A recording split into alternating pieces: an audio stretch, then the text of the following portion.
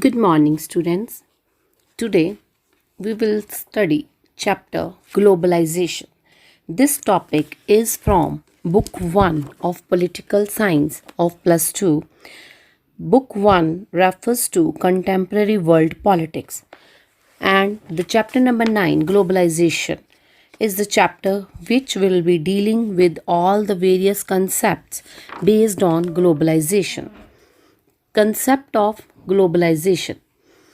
In this, you are viewing that various countries have been shown interconnected to each other. So, whole of the world is interconnected to each other in the form of maybe there may be a flow of ideas, capital, people, commodities. So, fundamentally, the concept of globalization deals with the flow of ideas, capital, commodities, and people, and it results in interconnectedness of the world. In other words, it is a multi-dimensional concept having political, economic, and cultural manifestations. To make it more clear, I am taking your concept from your NCERT book. I am taking 3 illustrations in order to explain you the concept of globalization. First example of Janardhan, who works in a call center.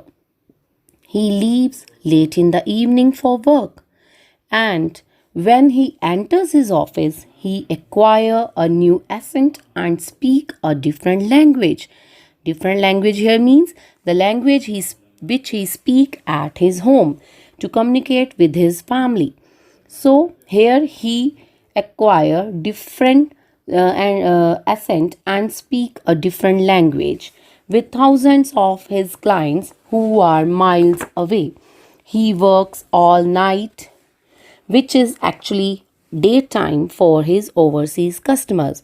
So here in this example, we observed that Ardan is actually rendering a service to somebody who in all probability he is never likely to meet physically.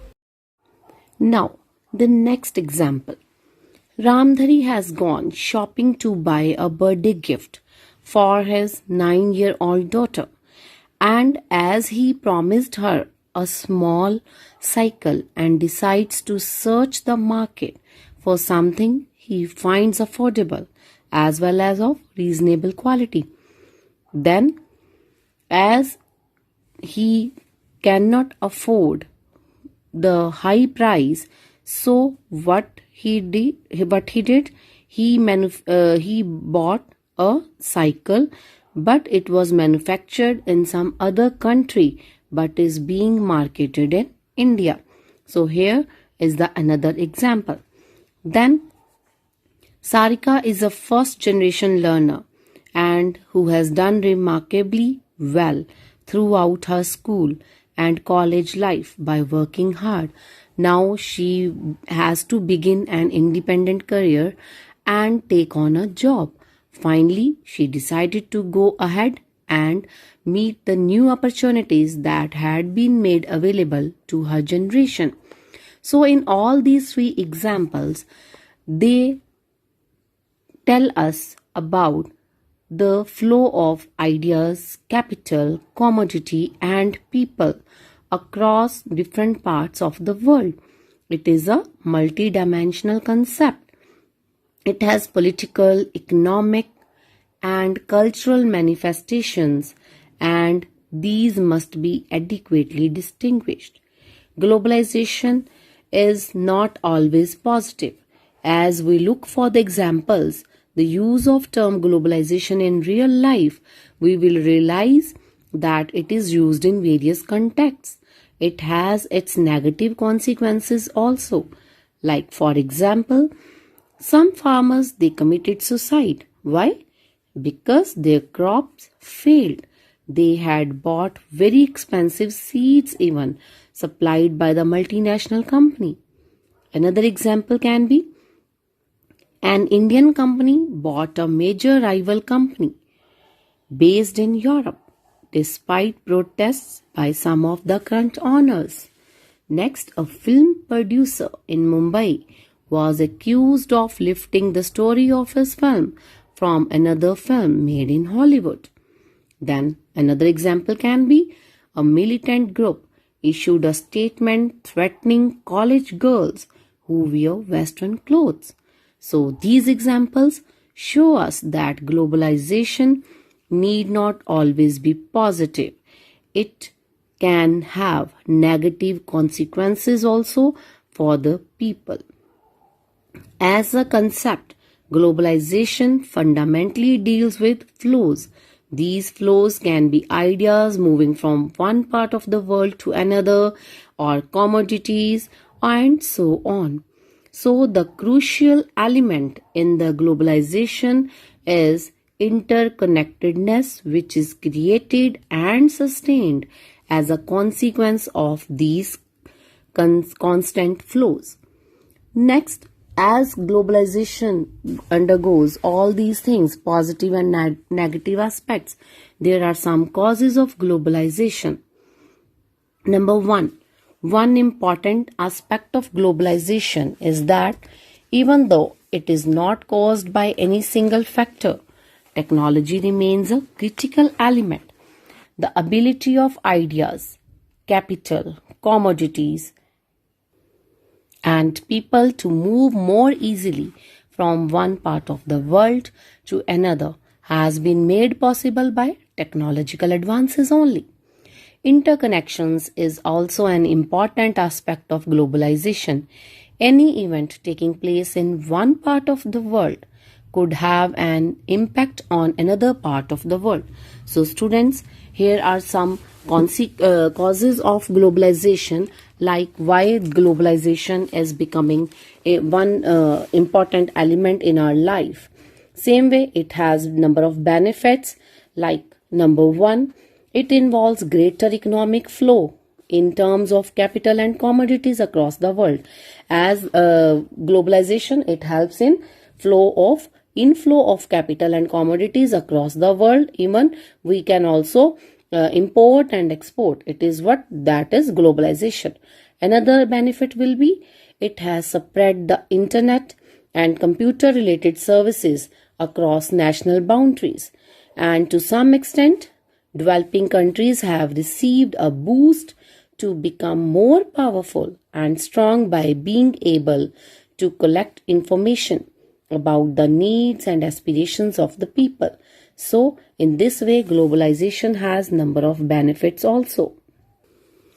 Globalization also undergoes various consequences. Consequences of globalization, or implications of globalization, or the outcomes of globalization. Now, number one, we will study about political consequences. Political consequences. Politically, what happens with the globalization, with this new concept? Like what happens politically all over the world? So, it undergoes various criticism also. Number one, if you know, the political consequences of globalization are widely debated. Most of the time, even nowadays also, you might be seeing debates on the various government abilities, like if some state government or some national government do something, and that has been debated. So it has become a widely debated element today. Then some critics, they also argue that globalization has resulted into the erosion of the ability of the government to do what they do. Means if government wants to do something, but people are more aware politically, they can enhance the particular politics of the particular place or area or a country, and it may lead to collapse of welfare state. Like in India, even if you see nowadays, it is certain issues they arise on the part of like religion, and somewhere on the part of other issues. Like according to them, basically the market and the multinational companies, they have started playing a major role in the world. And other arguments which come across against political consequence, that globalization does not always reduce the state capacity. It says that it always doesn't reduce the state capacity. Rather, it has allowed the state to discharge its duties and consciously move out from those spheres from which it wishes to. Then the third opinion on globalization even we get is that it boosted the capacity of the state with enhanced technology, as technology is one of the major inflow or outflow. So it has enabled the state to collect information about its citizens and plan its course of action accordingly. Here, like political issues you might have undergone Aadhaar card. Like Aadhaar card, it has all the information, so it should not be used as a somewhere as a document because it is so private, it is personal, something like that. Issues you have already undergone for debate. So it shows that globalization enabled the state to collect information about the citizens. Now your Arogya Setu app. So again here the debate has been there. Like it through this app, government is trying to get and collect the information of its citizens. So these things are basically there, and they are one of the consequence, a political consequence of globalization. Another consequence which we come across is economic consequence. Economic, you all understand, which is related to money and the role played by economic institutions such as World Bank, IMF and other actors. Now, economic consequences. In order to understand economic consequence of globalization, it is important that we must know who are the institutions which play as a actor on the World Forum, that is World Bank and IMF. Moreover, it has led to the flow of commodities, capital, people and ideas to different countries of the world, which has generated economic growth and better well-being of the people.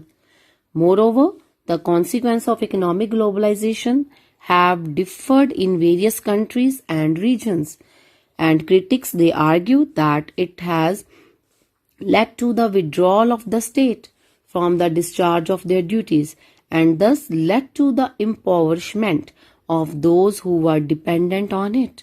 Thus, they argue even for the creation of social safety nets, like economic consequences. Maybe economically people rich may become richer or poor may become poorer because somewhere government also withdraw from discharging its duties. And others, they also call it for total renunciation of globalization, which threatens the existence of weaker countries and the poor who live in these countries. So here the concept comes, fittest will survive. So whichever country will be economically more advanced will survive and will rule the other nations, and moreover it has more say in the world affairs. And even that strong country which is economically strong may also interfere in the foreign affairs, or some other way it can interfere in the other countries. Advocates of globalization, they draw attention towards the interdependence and integration between governments, businesses and ordinary people brought about by globalization. So, globalization, economic globalization is likely to benefit only a small section of the population, only those who would be rich. So, economic consequence may lead to that rich will become richer and poor may become poorer.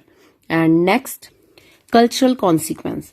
Culturally, what are the other consequences due to globalization which are affecting our lifestyles and our thought process? The consequence is that it has affected our lifestyle and thought process. Some argue that it has created a cultural homogenization and thus threatened the other cultures of the world.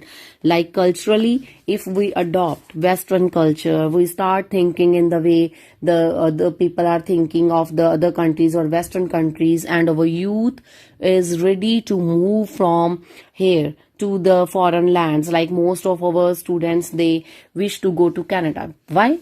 Because the reason may be like they are more influenced by the culture of Canada or the other foreign country, or anywhere else which where they feel like they will get freedom. And moreover, the thought process change, like if they go to some foreign land, they will work after study and they will earn, and this way they will become more independent. And moreover, they are more influenced by the culture over there, so they adopt that culture very easily and they find themselves adapted over there. And then cultural globalization, it rather expanded our choices also, without overwhelming the traditional practices, which is known as cultural heterogenization. Like common culture can be there, they feel like we adopt Western culture and then we are more easily adaptable to the environment over there. Like our youth is moving to foreign land. Why? Because of the certain concepts in their mind. First of all, they will have earning in their free time, and secondly, their job will help them to pay their fee, so they are not dependent on their parents. And most importantly, they will get the freedom to work and to live their life in their own way. So these are the cultural consequences of globalization. India and globalization, how India is adjusted and how the globalization has affected India. India, it has its history, and moreover, globalization occurred in earlier periods in Indian history also, and even in different parts of the world. There are many examples in Indian history where movement of capital, commodities, ideas, and people go back several centuries. Even during the colonial period, India was an exporter of primary goods and raw material. Even in 1991, due to financial crisis, India initiated economic reforms and deregulated various sectors, including trade and foreign investment. So India has tried to come up with the concept of globalization and adapted it so nicely that in today's world, India is one of the main country, and it has already imported and exported various things which are helpful for the other countries. If we relate it to today's present scenario, then we will then you know that it is in the field of medicine and face mask and other things, PPE, the personal protective equipment kits. Even they have been imported and exported between various countries, and even India has promised to participate in the making of the vaccine which is being to be ready for the coronavirus. So India has always have different various examples in Indian history even,